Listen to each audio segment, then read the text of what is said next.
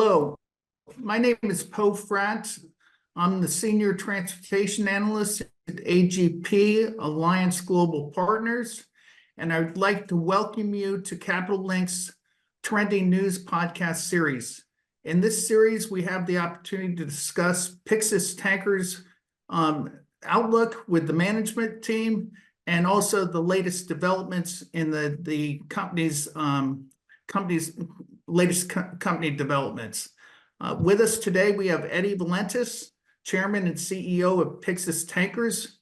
Pyxis Tankers trades on the NASDAQ under the symbol of PXS, and it operates a modern fleet of mid-sized eco vessels. The fleet currently includes 3 MR product tankers engaged in the seaborne transportation of refined product, petroleum products, and other bulk liquids. In addition, Pyxis Tankers has recently expanded its operations with the acquisition of 3 dry bulk carriers, which include controlling interests in 2 dry bulk joint ventures that own a Kamsarmax and an Ultramax. And currently, they own 1 Kamsarmax on a 100% basis. These assets transport a diverse range of dry bulk commodities and position the company strategically within the global shipping market. As a disclaimer, before we dive into today's discussion, a quick reminder that Capital Link's podcasts are provided purely for informational and educational purposes. They do not constitute investment advice or any form of professional guidance. Capital Link assumes no responsibility for the content of this podcast. Also, Alliance Global Partners has disclosures that should be reviewed in our latest research reports that would be available upon request. With that, Eddie, we'll dive into the Q&A. And why don't I start off with the first question is, in the intro, we highlighted that you shifted some of the capital from tankers into the dry bulk sector over the past year. And can you just highlight how that decision was made? Paul, thank you very much for this interview. And Capital Link, thank you for giving me the opportunity to present the company. Before we start, I'd like, because I know Paul a few years, I would like to say a big thank you for your commitment to the shipping industry.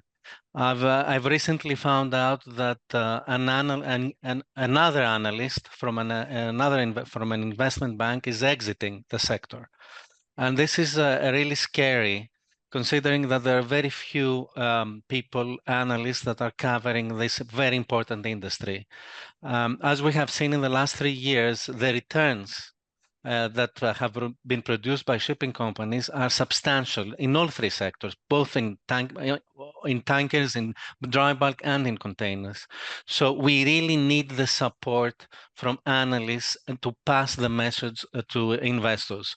It's a crucial industry, and we need to have people like Paul supporting it. Thank you. Going back to your question, of course, last year we started diversifying into the dry bulk sector. Obviously, we have a substantial experience in that sector, so that was a driving force. Also, last year we saw a correction in the asset values, so it was a good entry point for us, considering that we would like to be counter-cyclical in our investments. So we purchased the Ultramax vessel last summer, and then we followed by a Kamsarmax in November, and another Kamsarmax this year. We consider the prices attractive, a good entry point, and a nice diversification for our shareholders. Also, let's not forget that asset values in the tanker sector are very high, and at this stage, it doesn't make sense to make an investment in that sector. So we have taken the decision.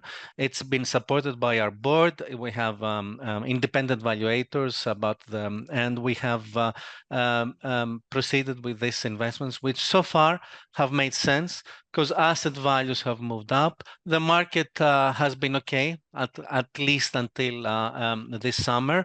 We have fixed the vessel at substantial premium to the market. So we're very happy with our investments. Great, thank you, Eddie. And can you just update, us on how the investments were financed? And, the outlook for, when you look at sort of break-even costs for the recent investments. Sure. I mean, we have a very good banking relationship, so it's a plain vanilla loan, a very competitive spread, 2.3% average. Which was available to the company. So I think we're very competitive in our finance and our break-even levels. And this is the reason that last year has been very, the investment had made sense from the beginning. Great.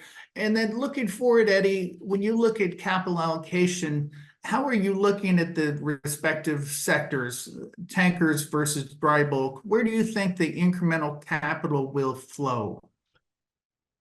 Oh, it's a difficult question because asset values, as I mentioned earlier, are extremely high, especially in the tanker sector. But the dry bulk asset values have followed, especially in the last 9 months. So at this stage, we're reluctant to consider any of the sectors. Of course, we consider that the dry bulk sector, considering that the market is slower today, we think that the asset values will start coming off, and maybe, just maybe, there will be an opportunity again to invest in the dry. But at this stage, we have not crystallized. Nobody knows what will happen. The tanker market has had a very good run, 2.5 years, let's not forget. Asset values are at historical highs. So at some stage, we will see the cycle turning again, also in tankers, and we're there, and we want to find opportunities to grow the company, in both sectors. When you look at sort of at the operating level, Eddie, what do you think, will be the near-term driver? Which sector do you think will have the more powerful fundamentals? Let's be honest. I mean, the tanker market is, and the tanker sector is the one that is driving shipping these days. The container market is also good, but the tanker market is really driving the market. I mean, in the short term, and we're also very positive in 2025 for tankers. But shipping is nobody knows what will happen next day. It's very unpredictable. But we're bullish on the tanker sector for the next year. Great. Can you just highlight a couple reasons why you're bullish on the tanker sector for the next, Right. the near future? Yeah, I mean, considering that the tanker market has been driven by geopolitics in the last 2.5 years, this has been the main reason. Also demand, but geopolitics has been a major reason for this surge in rates that we've seen the last 2 years. I think this is still continuing. The Russia-Ukraine dispute is still, the war is still on. The results of this dispute, of this war, are still driving the market. Ton miles are sky high. Also, the Israel-Hamas dispute is creating the issues with passing Suez. We've recently seen many attacks on vessels passing Aden, and this is creating a big concern. Vessels are diverting, and this is still the case. It will continue. So this is another driving force for the market. Of course, demand is there. I mean, the GDP forecast, IMF is predicting 3.25% increase annually, which is a good sign. Of course, let's not forget on the other side, we have a big order book, especially for our sector, the MRs, the MR2s, which is being building up. We've seen a order book of 15% now, out of a fleet of approximately 1,800 vessels. So it's a substantial number. But on the other hand, let's not forget that we have also aging vessels, and the percentage of the aging vessels is also high, around 14%, which is above 20 years of age. So overall, it will be balanced, but yes, in the meantime, we have a substantial order book, and by the end of 2025, we will have approximately 110 MR2 tankers being delivered. Great, Eddie. And can you just highlight what you think the impact of the latest decision out of OPEC Plus will be to delay their production increases that were slated for the fall? Yeah, I mean, considering that, according to EIA, the global consumption is growing by 1 million barrels per day, this will put the market in a supply deficit this year, considering that the decreased output from OPEC Plus. Overall, we think the impact on the market will be relatively mild, but we're waiting to see how the demand for winter will, the actual numbers will play out, and we take it from there. But we don't think it will have a major impact on the market. Okay. When you look at, if we could flip over to the outlook for the dry bulk market, what do you think the most important trends are in the dry bulk market? Well, the dry market is very much correlated with the GDP growth. As I mentioned earlier, 3.25%. It's estimated dry bulk market, according to a major analyst in the market, Clarksons, they estimate approximately 2.2% increase of demand for dry bulk this year. So far, the order book and the deliveries have been in the region of 2.2 to 2.5%. But again, there in the dry bulk market, we have a substantial order book coming. In all the dry bulk market, approximately 10% is being ordered. So, but again, there we have vessels which are aging, which are above 20 years of age, and approximately 10% of that fleet is also above 20%. So overall balanced, but a significant order book. China, which is a major driver for the dry bulk commodities. Although we expect GDP growth of 5%, nobody knows exactly how the GDP will play out by this quarter and next quarter. So China is a big importer of iron ore, coal, and grains. So it's a major market for us. So we still don't have a clear picture of how China is doing and what the actual growth of China is. And therefore, this is a bit of a concern, a bit of a risk for us, for the dry bulk market. Okay, understood. When you look at, you're in a pretty strong financial position. You have the luxury of, implementing capital allocation, having a lot of flexibility on the capital allocation front. Can you just talk about what your priorities are on the capital allocation front over the next year? Sure. Obviously, I mean, internally we have maintenance work. We're going to special surveys, intermediate surveys next year. So we have allocated approximately 2 million, 1.75 million for special surveys next year. As you might have seen today, we've announced that we are redeeming our convertible preferred shares. We have a share buyback program in place, which we will discuss later in detail. But regarding allocation of for investments, companies at this stage is very healthy financially, and we are in the position to buy a couple of vessels whenever the opportunity comes. Of course, this will not happen. Only maybe if it's a project basis with visible cash flows for the next 5-7 years, maybe that will be something to consider, but nothing for the spot market at this stage. Okay. And when you look at, capital allocation, you already have a stock buyback program in place that you mentioned. Are you concerned at all about limiting the public float? Well, yes. As you've probably seen the release today, we've repurchased approximately 480,000 common shares. We have spent almost 2 million for that out of authorized 3 million buyback program. Our public float now is approximately 4.6 million shares. Since we started the repurchasing shares program, our daily volume has notably declined, despite the reported operating and financial results, which were very healthy.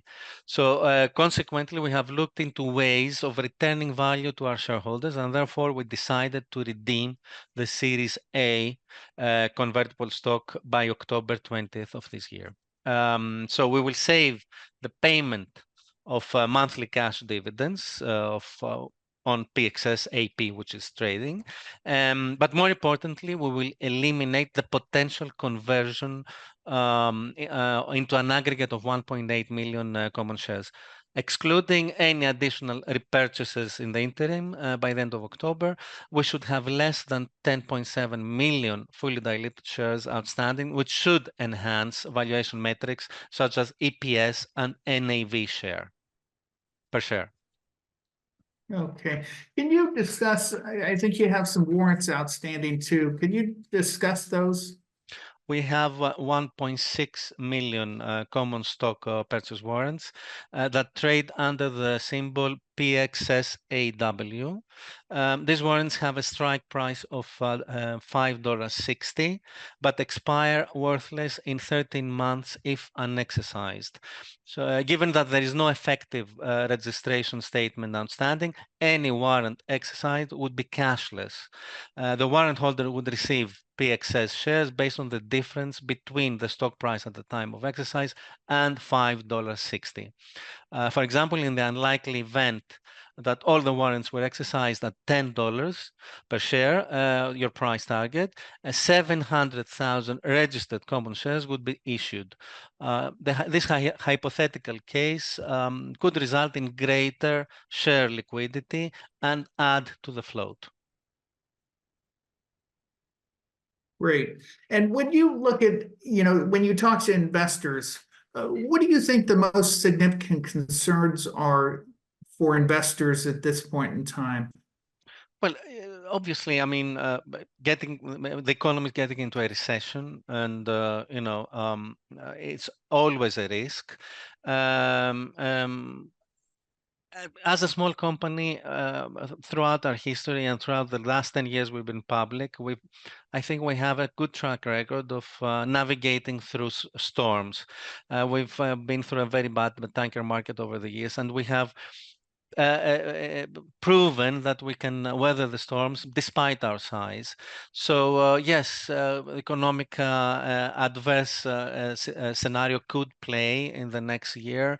Although interest rates are coming off, maybe we would see some better economies the next year, but nobody can rule out a significant turn in the economies. Okay. Well, I think we've covered a lot of ground, Eddie, and I really appreciate your time today. I'd also like to thank the audience for joining us. And if you found this discussion helpful, hopefully you found this discussion helpful and insightful. For access to my research, please contact me at pfratt@allianceg.com for my research reports that I've recently published on Pyxis tankers.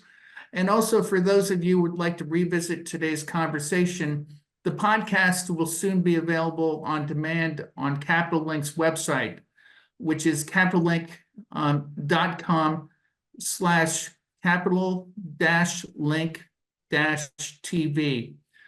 Also, it is available on Capital Link's YouTube channel.